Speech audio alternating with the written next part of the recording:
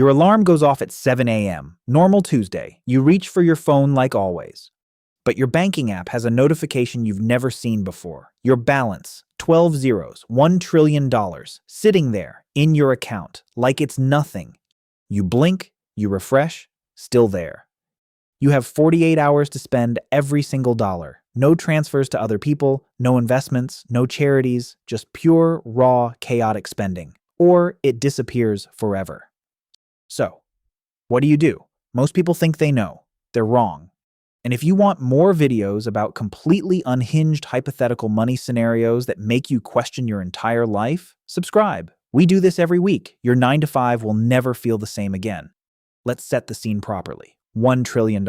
That's not lottery winner money. That's not tech billionaire money. That's a different category of wealth entirely. Elon Musk, at his peak in 2021, hit around $340 billion. Jeff Bezos crossed $200 billion.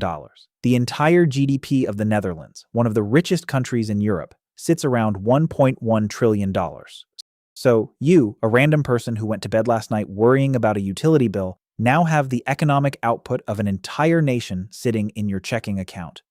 You have 48 hours. That's 2,880 minutes to spend $1 trillion. That breaks down to roughly $347 million per minute, every minute, for 2 full days straight, without sleeping, without stopping. And here's the first thing that hits you. You have absolutely no idea where to start. You're sitting on your bed, $1 trillion, 48 hours, go. Your first instinct? Real estate. Buy a house. No, buy 10 houses. You pull up Zillow like a maniac.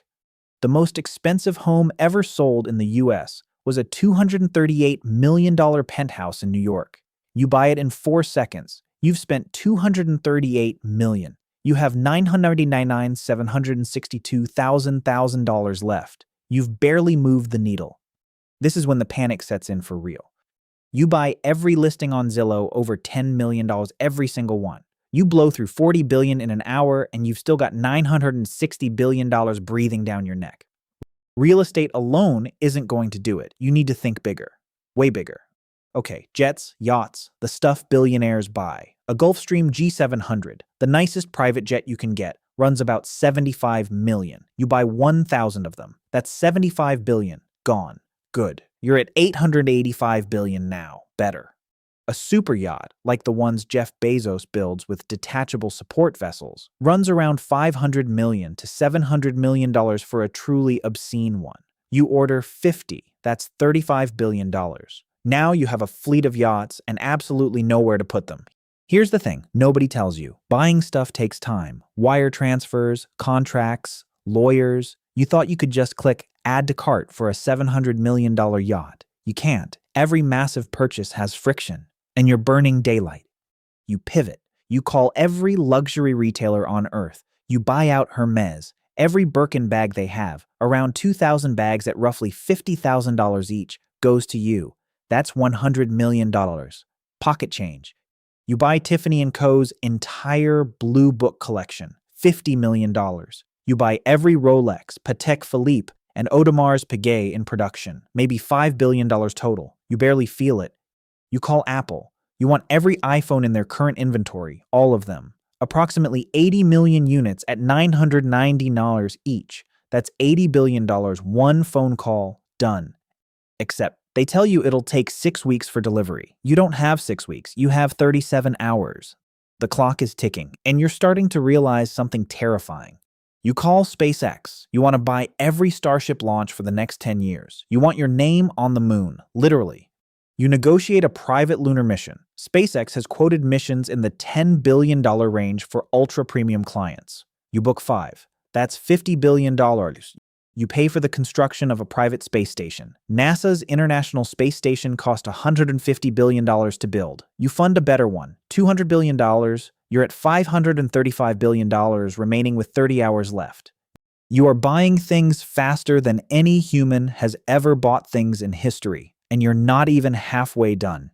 You call a team of economists, actual economists, because at this point you need professional help. They run the numbers. Even if you buy every commercial aircraft currently listed for sale, Around 3,000 planes at an average of $80 million each. That's $240 billion. You do it. You now own more planes than most countries. You buy the naming rights to every major sports stadium in North America. That's roughly $50 billion total. You fund the construction of 10 new cities from scratch. Urban planners estimate a new city costs between $40 billion and $100 billion, depending on size. You build 10, call it $700 billion. Except, you've already spent most of the rest on jets and yachts and iPhones and space stations. You check your balance. You have 4 hours left, and $200 billion still sitting there, unmoved, mocking you. You start buying art, every painting at auction, every rare first edition book. You spend $30 billion in 90 minutes. It still isn't enough. With 2 hours left, you do something desperate. You try to buy things that don't exist yet. You pre-fund 500 films at $200 million each. Studios laugh at you. They say they can't produce films that fast. You fund 10,000 startups at $10 million each. That's $100 billion. The paperwork alone takes longer than you have. With 11 minutes on the clock, $70 billion vanishes because you couldn't spend it in time. You collapse on the floor, surrounded by contracts and delivery schedules and things you'll never actually touch. Here's what this thought experiment actually reveals. It's not about money, it's about time. $1 trillion sounds like infinite freedom. But the second you actually have to spend it, you realize that spending at scale is a full-time job, with lawyers, logistics, supply chains, and waiting periods. The fantasy of unlimited wealth assumes unlimited bandwidth. It doesn't exist. Even at $1 trillion, you hit the ceiling of what one human being can actually consume, and that ceiling arrives much faster than you'd think. The real insight? The bottleneck was never money. It was always time and attention, which means the thing you actually want, when you strip away all the fantasies, isn't wealth. It's freedom from scarcity and the space to do exactly what you want with your days. That's a very different problem. And it's one money alone, even $1 trillion, can't solve in 48 hours. So you wake up as a trillionaire. You have 48 hours. You buy planes and yachts and space stations and 10 cities. You fund 1,000 movies. You pre-order every iPhone on Earth. And somehow, $70 billion slips through your fingers because the world physically cannot accept your money fast enough. That is the most expensive failure in human history, and it happens to you, a regular person, on a Tuesday. The real lesson? Even $1 trillion can't fix bad time management. If you want more videos about scenarios that are completely fake but make you rethink everything you believe about money, wealth, and what you actually want out of life, subscribe. The algorithm will never suggest this stuff to you. It's too busy showing you cooking videos. But we'll be here, counting zeros, every single week.